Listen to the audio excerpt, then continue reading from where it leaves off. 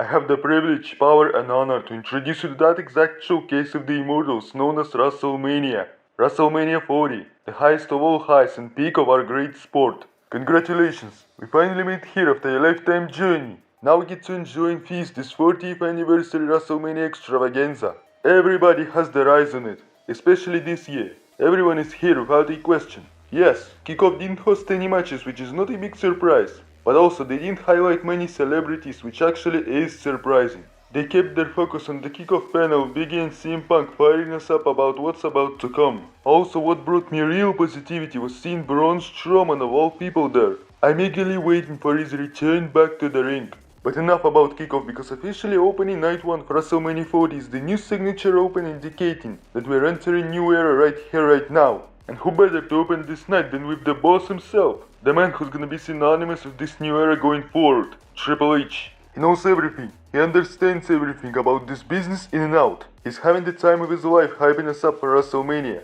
Also, before Triple H came out, there was traditional concert singing United States national anthem sang by Jade Cargill's sister, Coco Jones. And only now made our way to the first match. The action is here.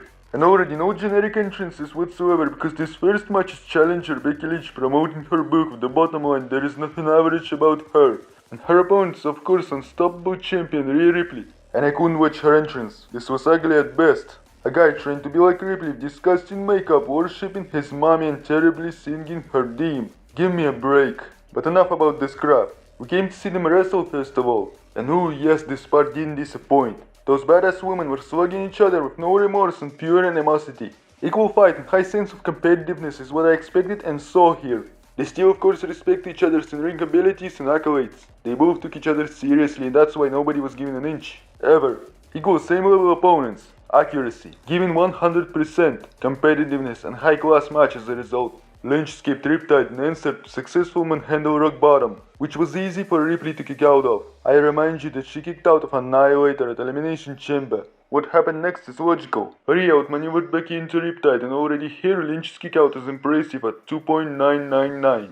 Becky Lynch decided to use her another weapon, Disarmer, but Champion just outpowered her. The final battle in the corner didn't produce second rope manhandle bookend, which led to her paying big price, being forced to go through Ripley's final Riptide Storm. What means that my prediction is true and Mommy still reigns. I not only had no doubt about it during watching this match, but also I predicted it twice several months ago and a month ago. It's not Becky's era, and Ripley is an unstoppable dominant machine. Of course she can reign until next WrestleMania, nobody's gonna argue with it.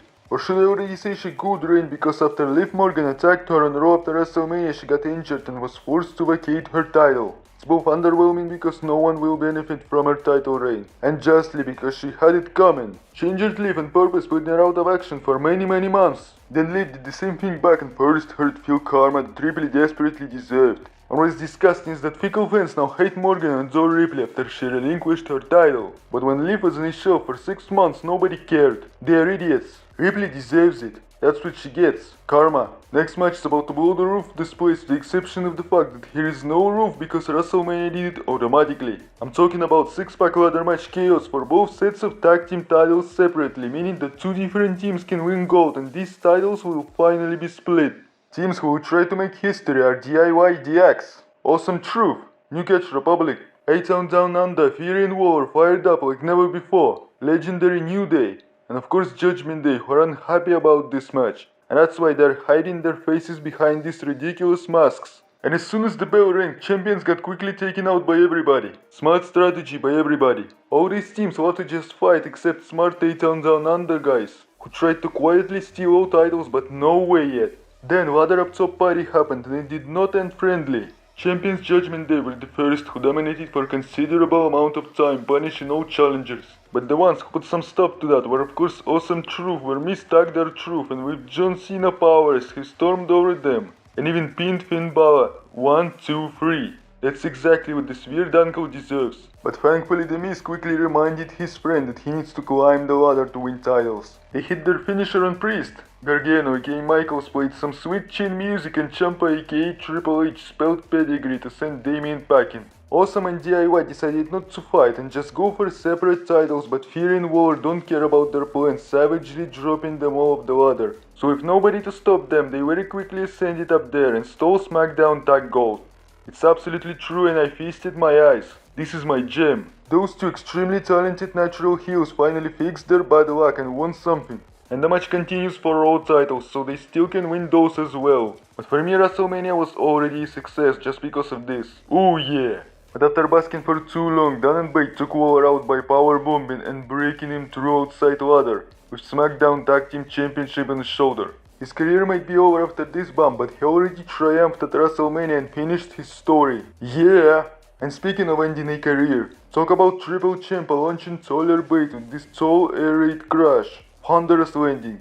Just when it seemed like our truth is alone and titles are his for the taking, JD McDonough stopped his climb and unleashed his devil inside. He didn't help Balor reach step but got trapped and knew they dumped him right from the top of the ladder into outside table. This was a very long fall. He's done, but Priest still wreaking havoc on everybody except our truth, stopping him in his tracks and adjusting Damien's attitude, dropping him out of the ring for his troubles and slowly, by taking his time, by breathing WrestleMania air, drunkly, barely grabbing and ripping off those Raw Tag Team Championships. It was all because he finally got his first WrestleMania win and met his first WrestleMania moment. You can see it in the way he celebrated it that he couldn't wait for this and was happier than ever. Judgment Day are no longer champions. A-Town Down Under winning was gigantic amazing surprise out of nowhere. And R-Truth made history with his first WrestleMania victory. This match is so nice about everything. Next match is much easier and much less to talk about. This is a Latino showdown, too despicable. Evil Heels, Escobar and Dominic taking on Rey Mysterio and Andrade accompanied by LWO.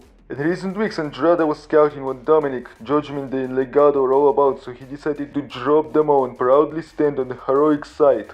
But at first, Rey was supposed to team up with the newest member of LWO, Dragon Lee, who got mysteriously attacked on SmackDown by a known person.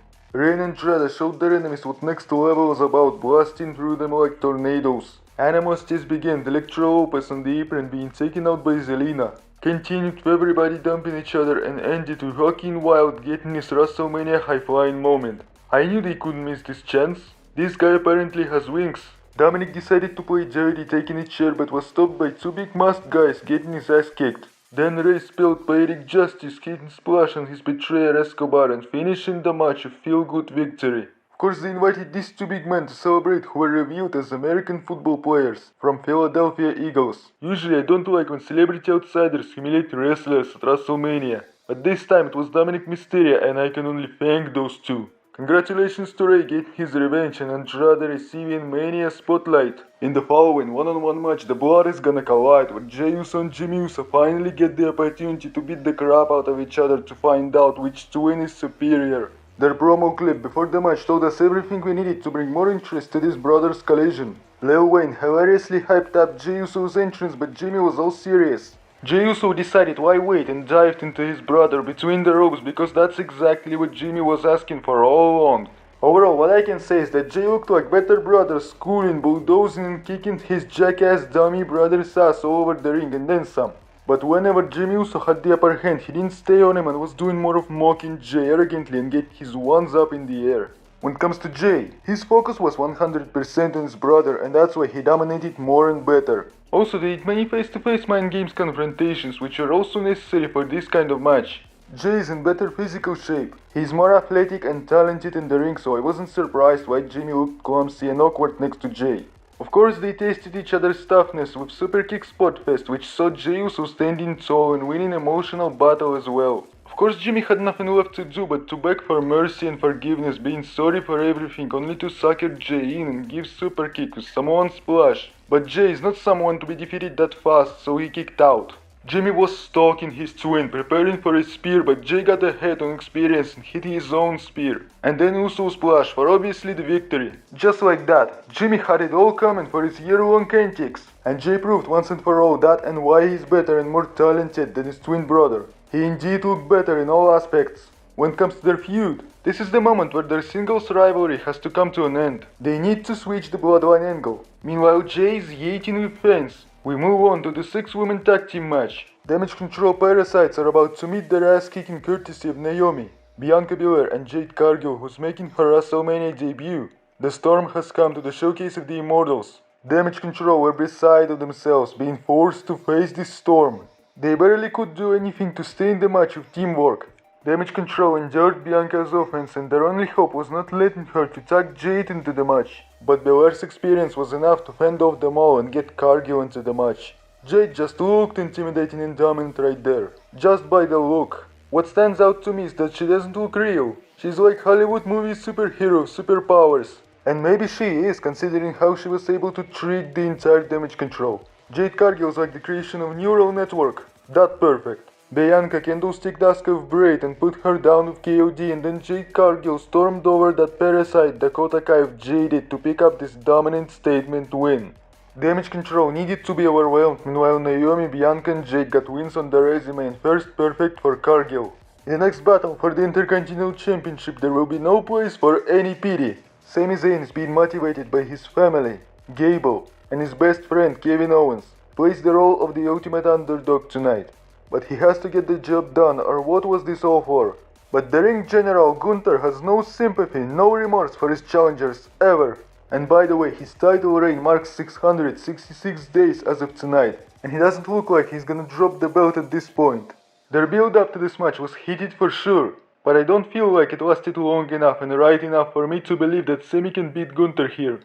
And that's why, as I said, I didn't believe that Sami has a chance, and so didn't most fans. And yes, when it comes to the action in the ring, Gunther not just dominated, but was doing it with a smile on his face. He looked next level guy compared to Zayn. He was reading him like a book and for a long time. Don't get me wrong, it still didn't look like a squash, and Sami pulled off many outbursts of momentum because of big support from fans. As he set up Gunther for hell of a kick, the champion intercepted and hit powerbomb, but at WrestleMania matches don't end that suddenly. Gunther even forced Sami to taste his own medicine with hell of a kick and even started mocking his wife. And that's very unfamiliar of Gunther, so Sami made him pay with his hell of a kick, but champion kicked out. Gunther had enough and unleashed a storm of powerbombs on Zayn, but defiant underdog still kicked out. But the ring general didn't stop at all, throwing never-ending bombs at already lifeless Sami Zayn. But Gunther again began taunting Sami's wife and family, and that's very unlikely of him. Usually he's on full focus and never letting any distractions get in his way,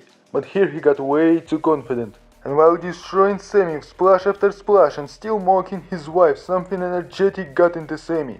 And with full force he caught arrogant Gunther with unique haluva kick, then hit thunderous brainbuster into top turnbuckle, and on full energy of support smashed two more haluva kicks and actually pulled off the miracle. The upset of the decade by dethroning seemingly unstoppable Gunther at 666 days. How ironic.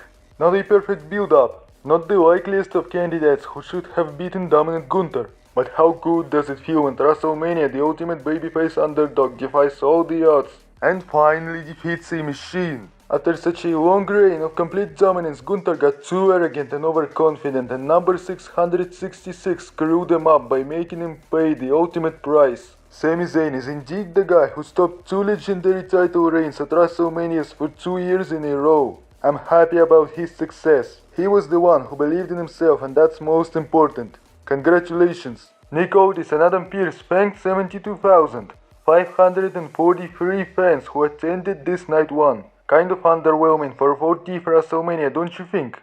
But it will be most viewed online, I have no doubt, so it's fine. And let me bring us to this moment. Absolutely the biggest and most hyped up tag team match in the WWE history is up next. The main event of night 1. Cody Rhodes and Seth freaking Rollins versus The Rock and Roman Reigns. That's it. The Mountain Rushmore. All this. For Cody this is groundbreaking. He cannot afford to lose here, or this will be a nightmare for him next day. Seth Rollins didn't even have to participate in all of this. But he's not selfish. And he sees the bigger picture and understands that the bloodline can only be taken out together. He does it for the future of this industry. The Rock wanted to face Roman one-on-one, but it is not happening. That's why he made it his mission to ruin Cody's story in life. The final boss wants to humiliate Cody in front of Mama Rhodes. Also, he was making his entrance with his own People's Champion title belt, which was given to him at Hall of Fame. When it comes to Undisputed Champion Roman Reigns, he is still the Tribal Chief, full power and control of the bloodline, the entire WWE for that matter. Until you dethrone him, he's the guy. He and The Rock are willing to go to any lengths to make night too much the bloodline rules. If faces win, tomorrow will be straight up no bloodline. But if heels win, then it will be bloodline rules, anything goes. Just think about the magnitude of this matchup. We have World Heavyweight Champion, Undisputed Champion, Ladies 2-time back-to-back Royal Rumble winner, and one of the most influential and famous people on the planet, the final boss, The Rock. All others seem insignificant compared to these four. Only here you can see Roman starting the match in tag team, and he did it against his guy Seth freaking Rollins. By the way, Seth never main evented WrestleMania besides that Heist of the Century cash-in. But for Roman, safe WrestleMania main event and will be 9th on night 2. Things like that happen.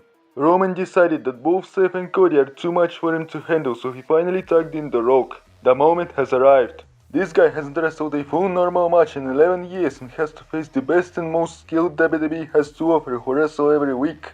But he fared very well against both Seth and Cody. If he was behind them for a second, he was able to bounce back just as much. After so much humiliation, Rhodes tried to get revenge on The Rock. He was fired up. He couldn't wait. All hell broke loose and Brawl got underway too quickly, where Cody had Roman and Seth brawled with The Rock. The Brahma Bull warned the referee he'll get fired if he counts them out, so it's basically bloodline rules tonight. They even brawled on stage and in the crowd, and for a very long time destroying each other. Faces worked very accurately with The Rock, knowing how long he was absent from the ring.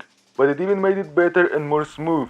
After nearly 10 minutes of outside chaos, they all restored the order and continued wrestling in the ring by the rules. But The Rock was remorseless and didn't care about any rules of blatant low blow in front of a referee. And after locking in the sharpshooter, Cody had enough and slapped the final boss in the face. Seth finally made the tag to Cody and The Rock tagged in Reigns, and these two tomorrow enemies were catching each other on mistakes, one after another. The Rock promised that Cody will bleed, but Rhodes decided that Reigns needs this experience more. Cody's fantastic top rope Cody cutter of simultaneous tag to Rollins is truly the expertise of masters of this game. Seth stomped the hell out of Tribal Chief and Cody sent him into crossroads, but the Great One of course abused his power again by dragging referee out, and this ref couldn't do a thing about it. Reigns with his trademark low blow and spear, but Nightmare still has the strength to kick out. Then Roman not just locked guillotine, but he got huge cheating assistance from The Rock holding Cody's legs. But Seth struck with stomp when Cody needed him the most. The Rock mocked Mama Rhodes and set up Rhodes for people's elbow, but Cody made him big Cody cutter. Another expert trick. Roman prepared to strike, but Rollins shielded Rhodes by pushing him out the way, so Reigns speared The Rock in half. What a turn of events. They were striking double pedigree and both kicked out. Luckily for Roman Reigns, The Rock is tough enough or Tribal Chief would be screwed. Rocky was doing everything with passion, taking his time, harassing the Nightmare family and the American Nightmare himself. But he paid for his arrogance by tasting his own medicine because Cody put him through the table with rock bottom. But still, fresh Roman saved The Rock, got tugged in and final moments got outplayed in the first and second crossroads. But just like shades of last year, Dwayne Johnson did let Cody hit third by using that belt across his back and opening the door for spear and final rock tag. The final boss looked possessed to finish Rhodes, so by hitting rock bottom on the last people's elbow, he was able to put him away and earn legendary victory for the Bloodline. This tag team match lasted 44 minutes, but I only checked that later and never felt that long, and never felt boring to watch because everything was done with highest professionalism, and had the story behind it all, so I couldn't take my eyes off of this masterpiece. WrestleMania comes once a year. The Rock wrestled his first match in 8 years, so I felt it in the best way by just taking it in. We didn't need a perfect 5-star match, but they still pulled off good wrestling and with a heated story behind it. Amazing. Tomorrow's match, Bloodline rules, but it's no rules for everyone. Any babyfaces can also come out and help Cody. And he has a lot of friends, so this is even much better. This will be chaos. And even more, we already had straight up singles match last year, so we need something new this time. Good. The night one is over. Let's finally switch to next night because it promises to be even more interesting. And even with upgraded kickoff in form of intriguing interviews, there is no doubt night 2 will not miss. And it all begins CM Punk making his entrance to commentary. It only means that the first match will be for the World Heavyweight Championship. But until then, War and Treaty sang God Bless America to open it all. Then unexpectedly, Stephanie McMahon of all people introduced the night 2 by praising Triple H and hyping us up by stating that this is the first WrestleMania of Paul Levesque era. And now is finally the time to start the action as both Drew McIntyre and Seth freaking no way. How Seth Rollins graced us with special WrestleMania entrances. This is next level. That was fun. Drew McIntyre apparently didn't take all that kindly, and that's why I just immediately Claymored banged up and distracted Seth Rollins right after the bell. But the Visionary is of course good enough to kick out. Drew knew that Seth is damaged after last night's tag team match, so he tried to end it as quick as possible by rushing it. Drew did it so aggressively, but his focus wasn't 100% on Seth. because he was obsessed with CM Punk, and this led Rollins to hang on and even catch McIntyre of curb stomp for a kick out. They tried to make it look like typical finisher spot fist Brock Lesnar match, and I liked it. That was appropriate here. Seth reversed Claymore at the powerbomb, pedigree and second stomp, and McIntyre is still not done yet. Champion even tried to go next level and stomped Drew from the top rope, but McIntyre got out the way and trapped him in future shock for another kick out. Drew mocked Punk again, almost paid for it, but eventually smashed another Claymore. And I was so surprised that Seth still survived and even later stomped Drew's face first into the announce table. In the ring, McIntyre out of nowhere caught Seth a third Claymore kick, and here I was sure the champion has no chance in hell, and was downright shocked after he kicked out again. Nobody has ever kicked out of 2 Claymores before, but this guy kicked out of 3. This is insane. But this is why we love this sport in WrestleMania. Seth wasn't done fighting mentally, but he was done physically, so McIntyre finished him off with 4th Claymore, by of course finally pinning him and winning World Heavyweight Championship in front of live fans. And he did it at WrestleMania. That was such a cool, explosive, thunderous match from start to finish. They gave it all and stole the show. Seth has nothing to be ashamed of. For the entire year he fought defiantly until the very end and left it all in this ring. And also Drew fulfilled his prophecy. Or did he, as he decided to make it all about CM Punk, mocking him posing next to him. His deadly mistake was turning his back on CM Punk so that voice of the voiceless could make him pay the hard way, by attacking him and even removing his cast and knocking him out with that thing. So what could this mean? Only one thing. Very familiar Judgment Day song hit the stadium and Senior Damian Priest ran out very fast, dropping Drew's briefcase and of course finally cashing in, with nobody standing in his way this time. He knew he needed only one south of heaven to beat Broken Drew to win his first World Championship. He did it unbelievably fast and became only the second man to do it at WrestleMania with the new Heist of the century. He celebrated with entire Judgment Day crew on the top of the ramp. This is the best opening action I have ever seen, and that could have ever been done. Everything was handled so fast, thunderous, and a lot of damage was done. No better way to start night 2 of WrestleMania than like that. I thought about such outcome but never imagined how excellently it will exactly be done. Fantastic! For the next, Snoop Dogg is the special guest commentator and Bubba Ray Dudley is the special guest referee in this brawl is called Philadelphia Street Fight between the Final Testament and Bobby Lashley's Pride. Just as the match began, they didn't waste any time getting their hands on weapons of all kinds. Deadly damage was dealt all over non-stop. These stables despise each other. B-Fab was here for a reason to save the Street Profits from a loss, and their animosities between her and Scarlett began. Bobby saved his guys and unleashed his rage and fury and Cross, bulldozing over him.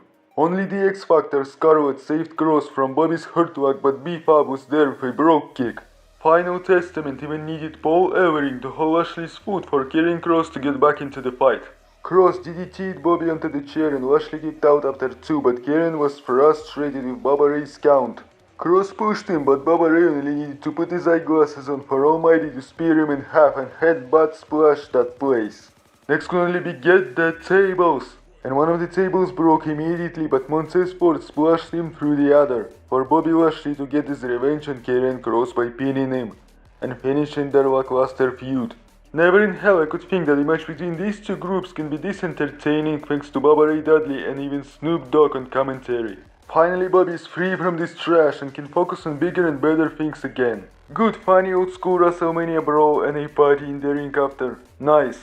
This street fight was followed by LA Knight arriving in his signature Slim Jim car, of course, for the match against the phenomenal AJ Styles, who debuted with new badass entrance theme.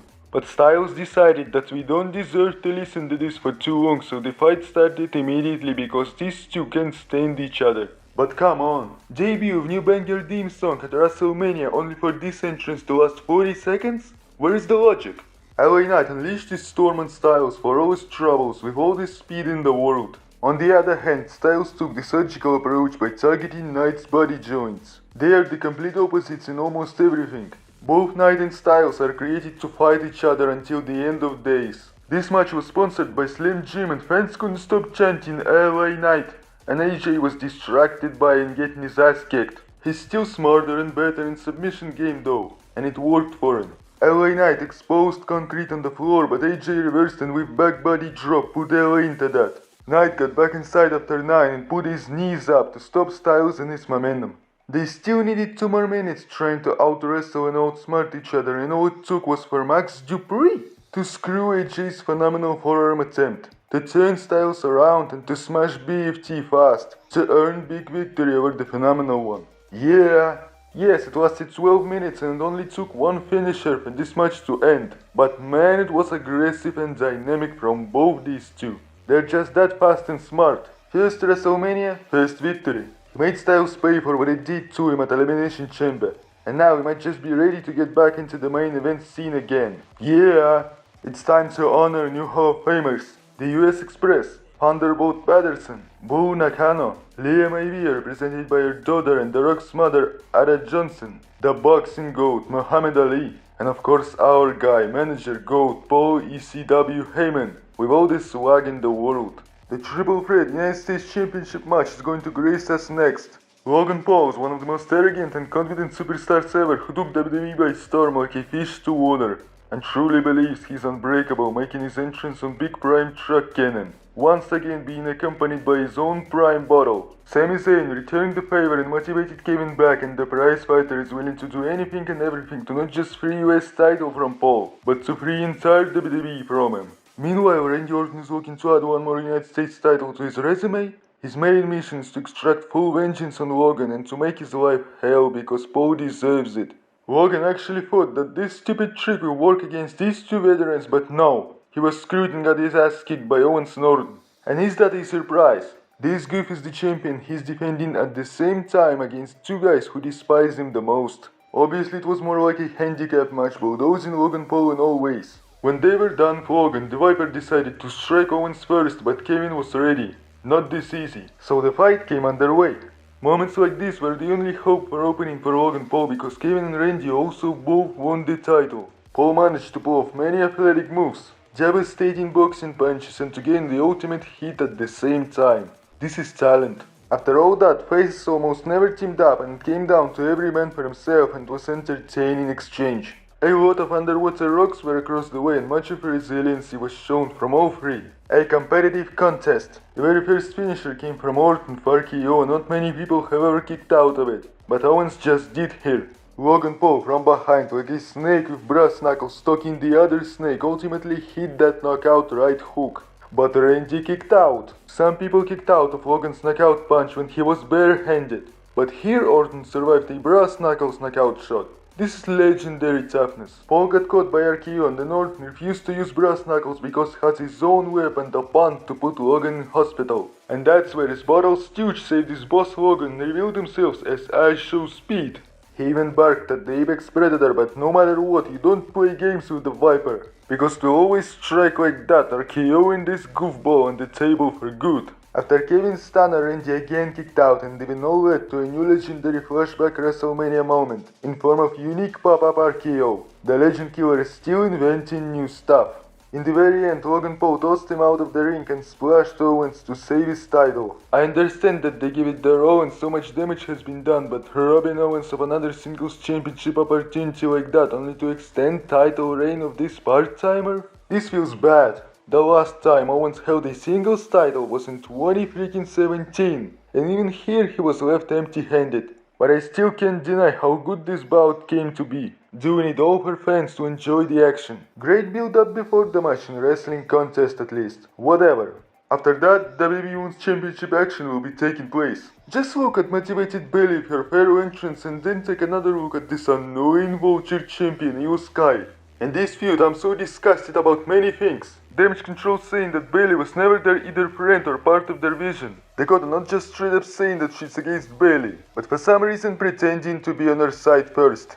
What a stupid idiotic parasites. Just worst people you could ever imagine. Who brought you to the main roster, then guided and supported you here? Who helped you to cash in at SummerSlam? Who was MVP in Wargames match saving teammate after teammate? Who helped this already champ Io Sky to successfully defend her title against the likes of Charlotte and Bianca many times? Right, Bayley and only Bayley. So of course Bayley now can proudly bury Sky and Damage Control can go down the ship. They deserve it. But still the match isn't over and there isn't much to say about it. Because even fans sank all match in football stadium style to annihilate any boredom. As performers, none of these two are show-stealing talents. This was more about their heated story and it added some fire to the contest. Even the final minutes didn't look smooth enough. More of an emotional struggle battle. Io started punishing Bailey and even Rose's blunt was countered into something never seen before. It took clothesline, belly to belly, elbow drop and another Rose blunt to defeat Io Sky and snatch the title away from her. I was surprised that none of Damage Control members even ran out here during the match. Such a heated 1 vs 4 feud and a fair one-on-one match. Such a satisfying surprise. The entire arsenal was needed to take down Sky and now Damage Control can move down the ladder without Bailey. Congratulations to the new champion. Interesting to see what a lone babyface Bailey will be like. The National Treasure, the one and only Snoop Dogg announced night 2 attendance of 72,755. And by the way, for both nights it's 145,298. Not record numbers of course, barely bigger than AEW's All-In was. At least in previous years they made some entertaining matches out such segments. But here they just danced, that's it. And yes, coming up next, the one, the only, once in a lifetime, larger than life WrestleMania 40 Night 2 main event for undisputed WWE Championship in Bloodline Rules match. And indeed it's time. This one match is bigger than anything we've ever had. This is the apex of this business. It doesn't get any bigger than this. The biggest build-up, the story, the animosity, the rivalry, and the longest title reign of the modern times. The ever-defined Cody Rhodes with the entrance of the King has the last and only chance to finish his story like a superhero. In his ways, the longest and most dominant invincible WWE champion in history. The head of the table, Roman Reigns, who even made faster entrance to sped up Ultimate Final Boss version of his theme. At this point, his legendary title reign has reached 1,316 days. Talk about Reigns 1316. Hell yeah! It not just took a road, it took super mega never seen before once in a lifetime road to get to this point. How long we all have been waiting for it. Let's live through this. Even though it's Bloodline Rules from the start, they clashed one-on-one in the beginning. Reigns can do whatever he wants and he's supremely confident. Rhodes can only rely that some help will come. And it's his last opportunity. No tables for fans, only what the Bloodline wants. Kendo stick was the first light weapon used in this. We won't see classic professional wrestling match. We had it last year. This will be Philadelphia Brawl. Roman even used Prime Bottle approved by Logan Paul. Of course, fight in the crowd led to Cody bumping Roman with superplex onto the table. Classic trash talk took place to hype up this story right here. Champ needed his time to dominate to bring doubt in everyone's mind. They couldn't stand each other for long ever. No one could be kept down. That's why they are at this level. Cody went for cutter but Reigns shockingly reversed into his own edition of Crossroads. To later say how much does this move suck. He hit first dirty move being low blow and power bombed Cody into the table. Back inside, spear didn't connect because Cody cutter did and later bunch of reversals led this time to Cody's spear.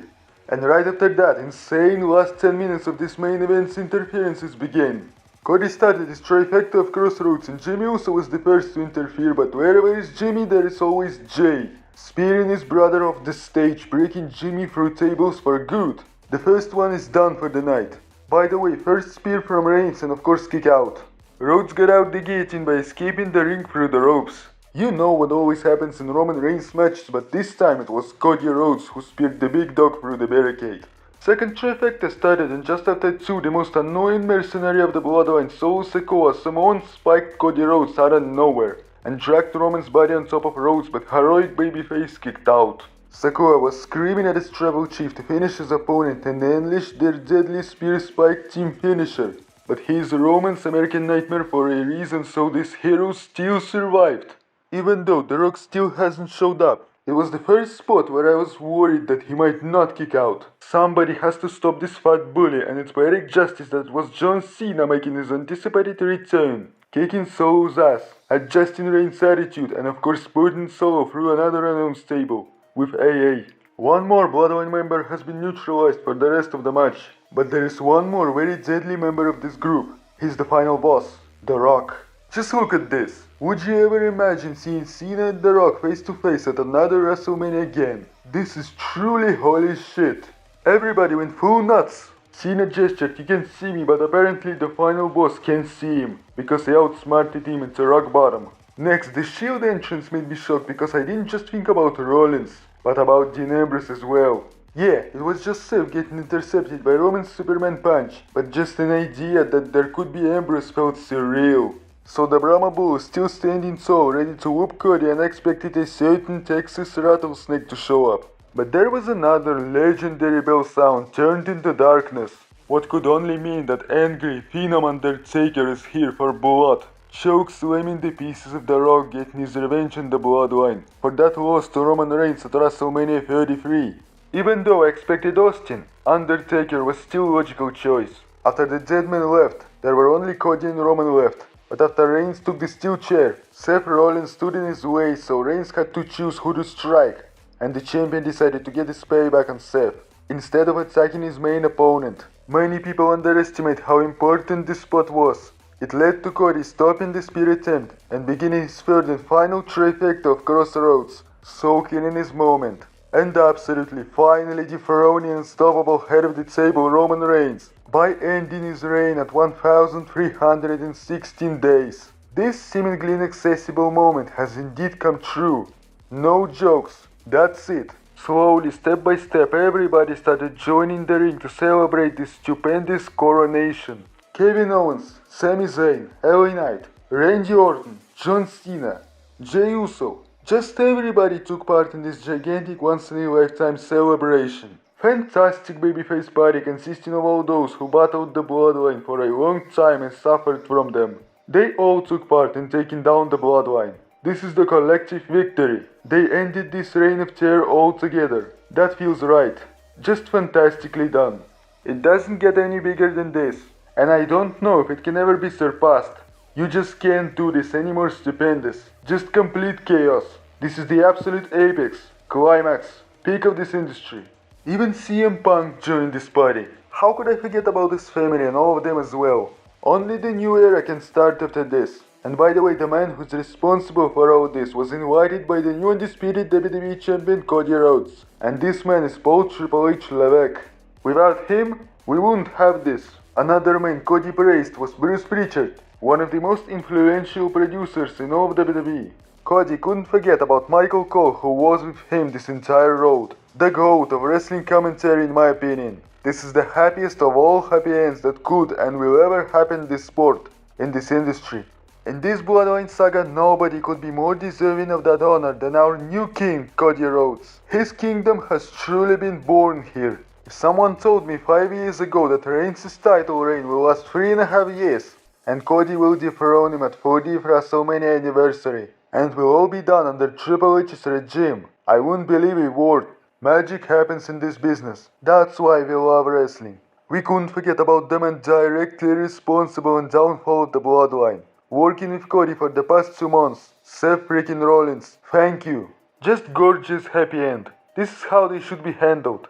Perfect ending, finishing the story. The ultimate superhero has arrived and the new era is about to begin. Let's go. No doubt the most satisfying WrestleMania ever, living up to its 40th anniversary status. Everything was done with intention and meaning, as big as it had to be. I can't complain about night 1, but night 2 was perfect in a nutshell. 10 out of 10. Yes, Kevin Owens didn't win, but all other incredible things overshadowed it, so I can neglect this for once. It's almost never we can say that we have reached the very top, but it is this time. Sports entertainment era is over. Professional wrestling era begins. Thank you for taking part in reducing the Bloodline to ashes. See you yesterday. Wow.